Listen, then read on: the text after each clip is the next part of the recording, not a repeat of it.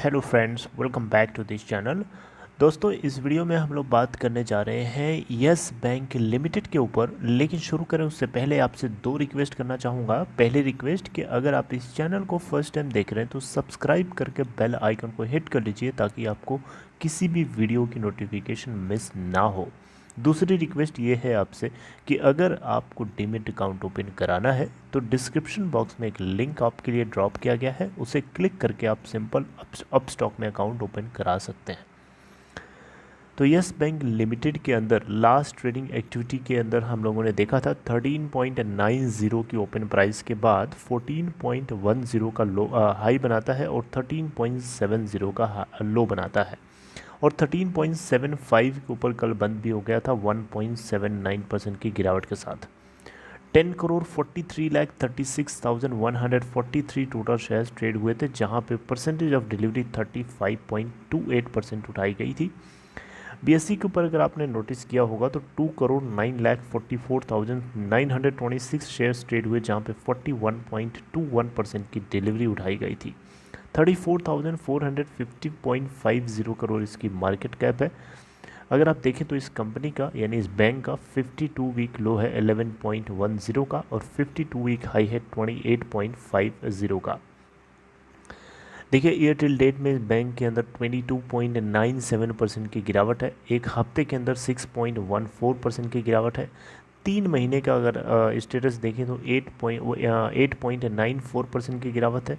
6 month में देखें तो 24.66% की गिरावट है।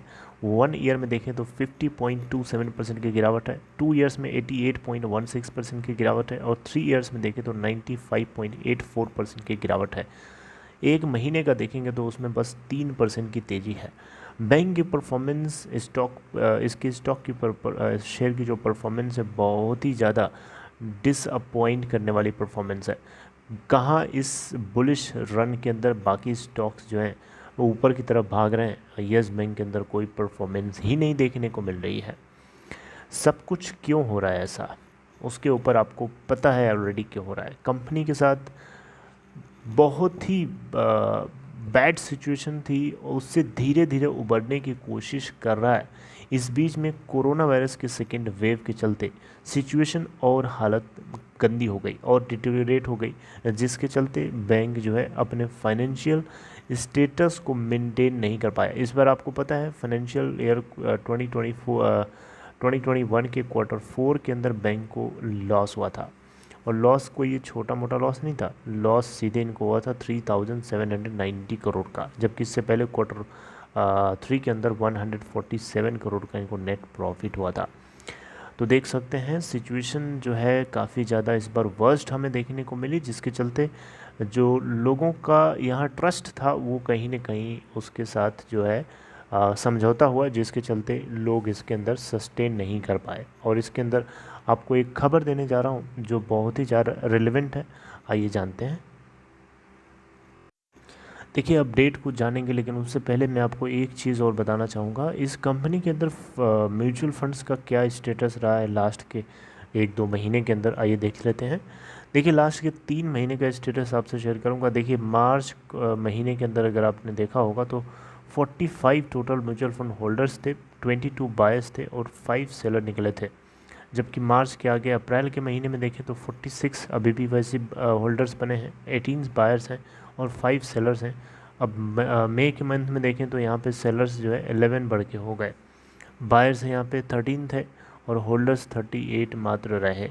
तो देख सकते हैं यहाँ पे ज़बरदस्त बिकवाली हुई है और जिसके चलते यहाँ पे आपको इसके अंदर गिरावट देखने को मिल रही है। अगर हम इसके स्टॉक होल्डिंग पैटर्न की बात करें तो देखिए, मार्च क्वार्टर के अंदर प्रमोटर के हाथ में तो कुछ है नहीं, आपको अच्छे से पता है। FIIs यहाँ पे 13.8% की स्टेक के साथ बने हैं। पिछले क्वार्टर के अंदर 15% थे, गिरावट हुई है। और DIIs अगर आप देखें तो 46.7% की हिस्सेदारी के साथ है। पब्लिक शेयर होल्डिंग यहाँ पे 39.5% के साथ बढ़ गए हैं, जबकि इससे पहले 37.6% की होल्डिंग थी। अच्छा, NSE BSE दोनों का मिला करके ओवरऑल अगर डिलीवरी परसेंटेज देखना चाहें तो मैं आपको बताना चाहूँगा लास्ट के कुछ दिनों से क्या पैटर्न चल रहा है।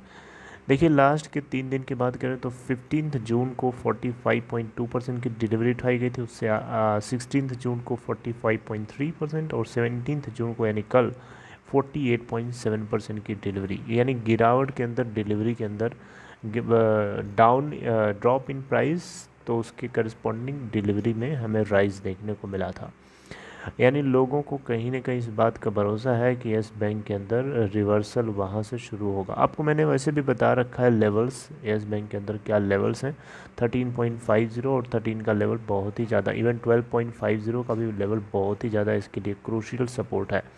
इन लेवल्स के ऊपर बार बार ये सस्टेन किया है और वहाँ से बाउंस बैक किया है, तो इस बार भी कर सकता है शायद, इसीलिए यहाँ पे डिलीवरी आपको ज़्यादा उठाई हुई दिखाई दे रही है।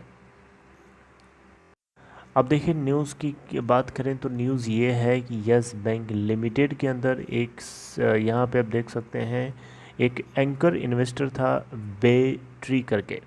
जी हाँ, बे ट्री इंडिया होल्डिंग्स, इनकी होल्डिंग्स थी, जो कुछ भी थी उसमें 2% की हिस्सेदारी जो है इन्होंने मार्केट के अंदर बेच दिया है, मार्केट ट्रांजैक्शन के अंदर, ओपन मार्केट के अंदर।